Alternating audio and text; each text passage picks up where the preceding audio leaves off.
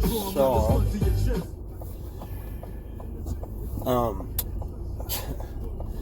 I got myself up, got myself ready to go to the gym. So that was my expectation last night. They said, tomorrow I get up, I go to the gym. So I get up this morning and I don't get access to the vehicle for another 4 hours. Worst thing you could do is to crawl back into the covers. You know? Because as soon as I did, I was back asleep. When I woke up an hour later, so I gotta shake this off, man. And I got myself up, and I started doing some push-ups, and did a little bit of running because I got a treadmill at the house. And finally, when I had access to the vehicle, I sat there, I talked to my mom for a while, you know, just lingering, you know, catching up with her. You know, she works a lot, she works at night. And then she's like, I'm tired of going to sleep. I said, well, I'm going to get ready for the gym. Well, I've never really noticed the hours of operation of this gym until today.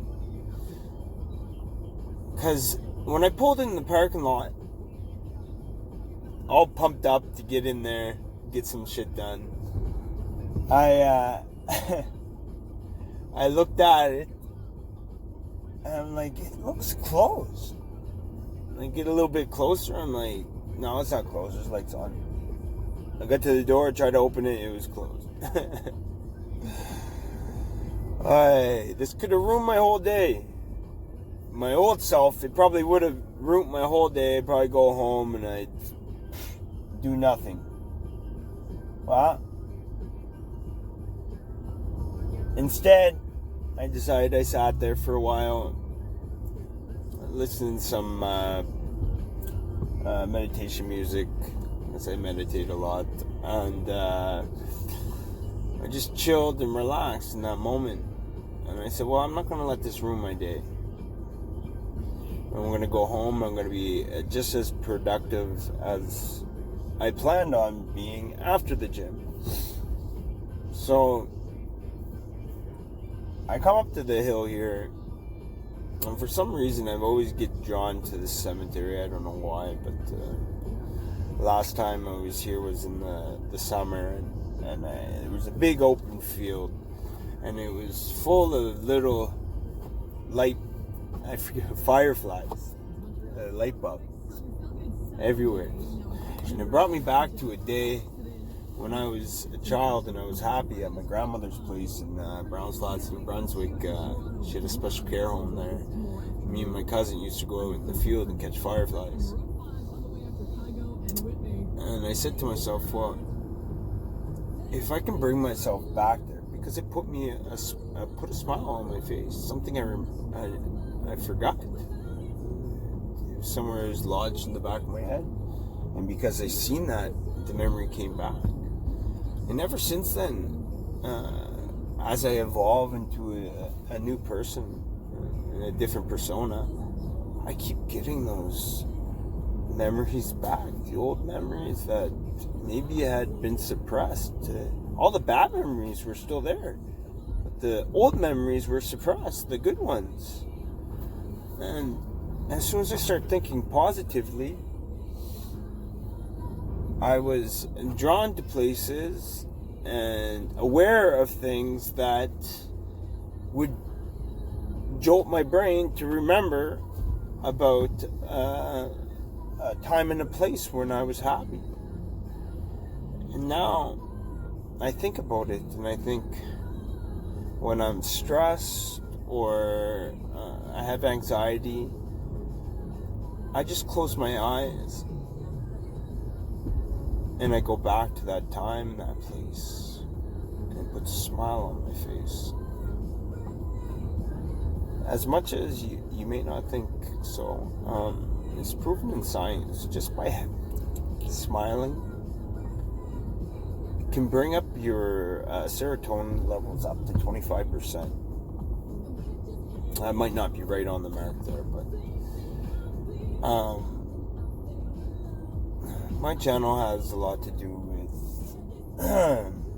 people who have developmental disorders, addictions created by criminality behavior and all this, and showing people how you can change your whole life just by thought and action and repetition.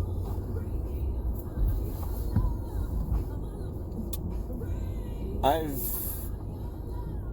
may not be in a better financial situation as I was 12 months ago, but things have been getting gradually better.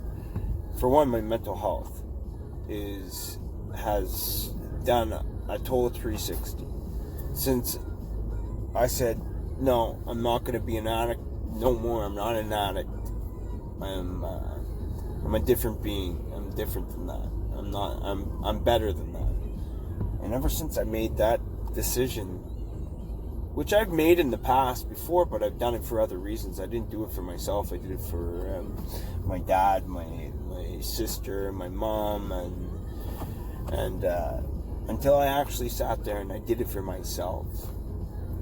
That's when it really sunk in, and that's when I started getting happy without the use of illicit drugs, you know?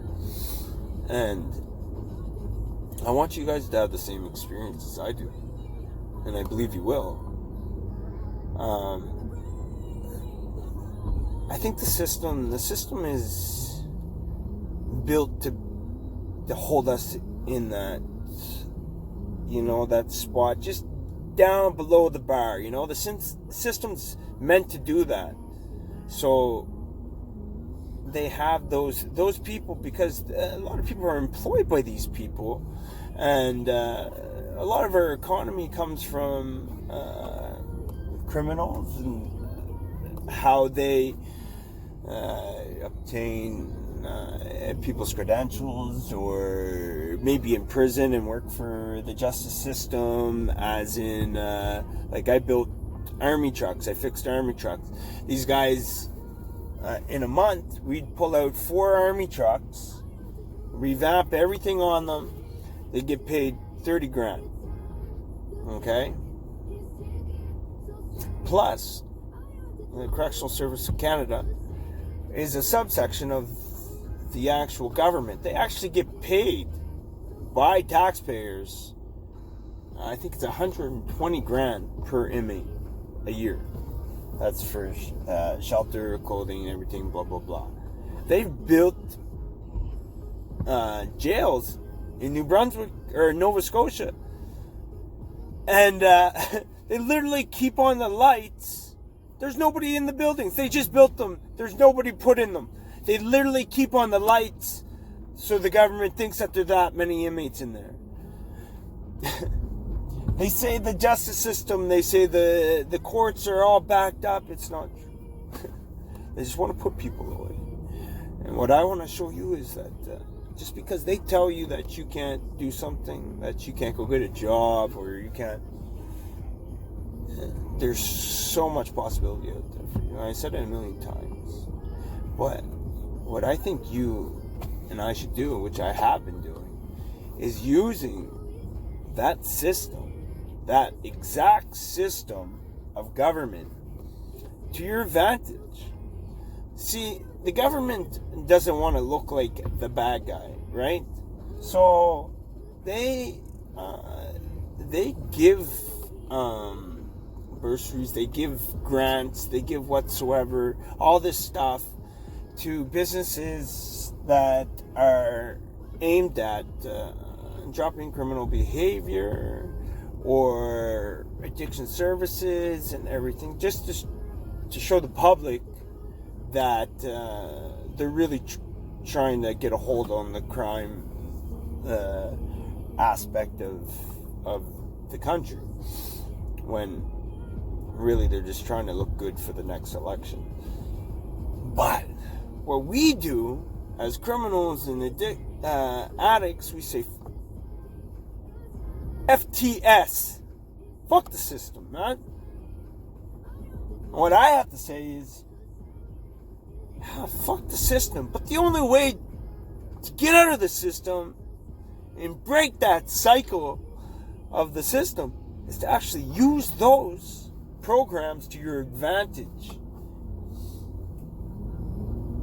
I have a PowerPoint that's starting to turn into a book per se, but I plan on finishing it within the next week. That's my goal. But before this, I'm going to give you some tools, some government programs or non-profit organizations that are funded from the government that can put you in the position to change your life for the better.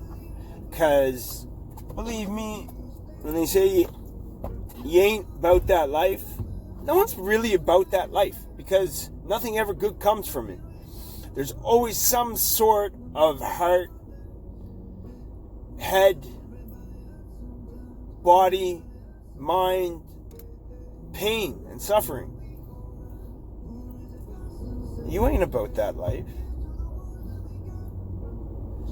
Anybody that is about that life, they say the good die young. I'm not sure about that. Like myself, I should be dead by now. Like, I've had so much trauma to my head. I say sometimes, I tell people I have 9 cat lives. Do the math. 9 times 9. 81 lives. But really though, I should be dead by now. You know, I've attempted suicide. I've been stomped on my head for a minute at a time on 4 different occasions by 4 different individuals at the same time. They literally try to kill you, gang members. And then I've been hit in the head with a 20-ounce hammer 3 times. I could go on and on. I definitely write a book about all the violence that has happened in my life, but all I'm trying to say is your mind is a lot more powerful than you think, and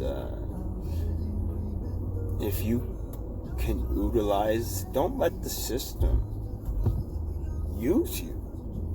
Use the system and then break away from it, you know? Get that catapult and then break away from it. That's how you break the cycle of criminality. Use them before they use the fuck out of you and throw you to the wolves. Because that's what they'll do. They'll literally throw you back to the wolves. You've been on parole or anything like this, you could be doing the best in the world, going to all your programs, doing all your things right.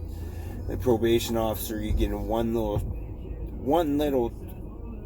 fight with them or exchange of words, they send you back to prison. They could send you back for anything. They send me back for suspicion of being suspicious. You know, that makes a lot of sense. So I could be suspicious just because I'm not acting like myself. What?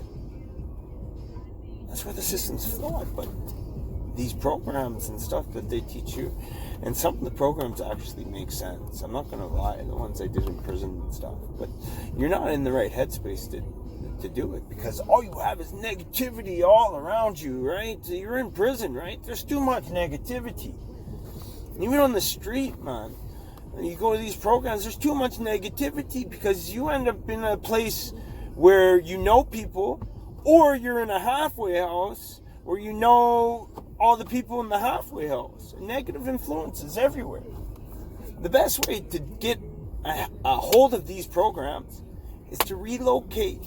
And if you're an addict, go to rehab somewhere away from your town and ask for relocation. And ask for relocation somewheres where you don't know people.